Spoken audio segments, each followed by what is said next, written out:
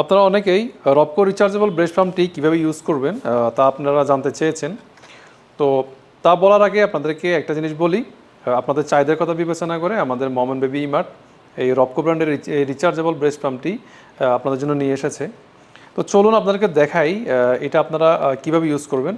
আর এই rechargeable breast পাম্পগুলো ব্যবহার করা আসলে অন্যান্য ব্রেস্ট পাম্প থেকে একেবারেই ইজি, একেবারেই সহজ। আপনারা কী করবেন, প্রথমে এটা খুলবেন। এটা কিন্তু এভাবে সেট আপ করে দেওয়া থাকবে এরকম। তো প্রথমে হচ্ছে আপনারা কি করবেন, আপনারা এটা সাথে সাথে নেওয়ার সাথে সাথে ব্যবহার করবেন না। প্রথমত হচ্ছে আপনারা এটা চার্জ দিবেন। চার্জ দেওয়ার পর এখানে যে অ্যাসেসরিজগুলো আছে এগুলো ভালো করে ধুয়ে নেবেন। এটা হচ্ছে সবচেয়ে গুরুত্বপূর্ণ। প্রথমে আপনারা চার্জ দিবেন, এটা 3.5 ঘন্টা চার্জ দিবেন। 3.5 ঘন্টা চার্জ দিলে আপনারা একটানা 2 ঘন্টা পর্যন্ত আপনারা এটা ব্যবহার করতে পারবেন। তো এরপরে কী করবেন, আপনারা এগুলো ধুয়ে নেবেন। তো ধুয়ে নেওয়ার ক্ষেত্রে আপনারা কিন্তু এগুলো পার্ট টু পার্ট আলাদা করে ফেলতে পারবেন। এরকম পার্ট টু পার্ট খুলে আলাদা করবেন, এরকম পার্ট টু পার্ট খুলে আলাদা করে ফেলবেন। এখানে দেখেন, এখানে একটা বাল্ব দেওয়া আছে। এই বাল্বটা খুবই গুরুত্বপূর্ণ, এটাও আপনি টেনে খুলে ফেলতে পারবেন। আর প্লাস এই বাল্বটা অনেক সময় কী জানি বলে সমস্যা হইতে পারে। তো যার কারণে তারা সেফটি হিসেবে আপনাদেরকে আরেকটা বাল্ব দিয়ে দিয়েছে, যেটা বাজারে অন্যান্য বেডরুমগুলোতে নেই। এটা আপনারা এক্সট্রা ব্যবহার করতে পারবেন। তারপরে আছে এখানে একটা নিপল ফুটা করার জন্য এরকম একটা পিন দেওয়া থাকবে, এটা আপনাদেরকে পরে দেখিয়ে দিচ্ছি। তো প্রথম হচ্ছে আপনারা এভাবে এরকম পার্ট টু পার্ট খুলে ফেলবেন। এই যে দেখেন, এগুলো খুলে দেখাচ্ছি হচ্ছে আপনারা আগে এটা ধুয়ে নেবেন।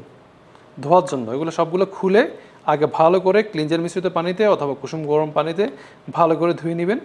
ধোয়ার পর আপনারা এটা এরপর আবার চার্জে লাগাবেন। চার্জ করার পর তারপর আপনি এভাবে করে এগুলো সবগুলো ফিটিং করবেন, আবার আগের মতো এভাবে ফিটিং করবেন।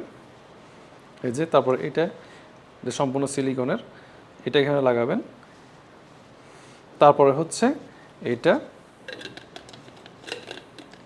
লাগাবেন।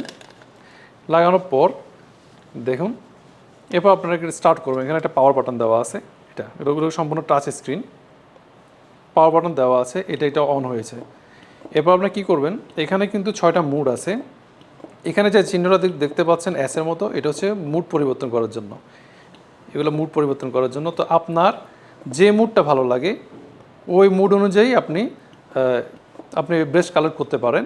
আর এগুলো হচ্ছে স্পিড বাড়ানো কমানোর জন্য, প্লাস মাইনাস। আপনার যদি স্পিড আরও বেশি লাগে প্লাস দিবেন, স্পিড যদি আরও কম লাগে আপনি একটু স্পিড কমাবেন। আর কি করবেন, এটা সিম্পল। আপনি যখন মিল্ক কালেক্ট করবেন তখন শুধু ব্রেস্ট এভাবে লাগিয়ে দেবেন, এটা নিজে থেকে শাক করে নেবে। তো এটা এরপর কী করবেন, আপনার এটা আবার বন্ধ করে ফেলবেন। আপনার যখন কাজ শেষ, বন্ধ করার পর আপনি বোতলটা খুলে নেবেন।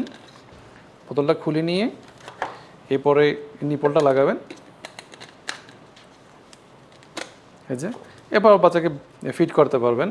আর যাদের বাচ্চার বয়স 3 মান্থ প্লাস, তো আপনারা নিপলের যে ফুটোটা আছে এটা এই পিন দিয়ে আর একটু বড় করতে পারবেন।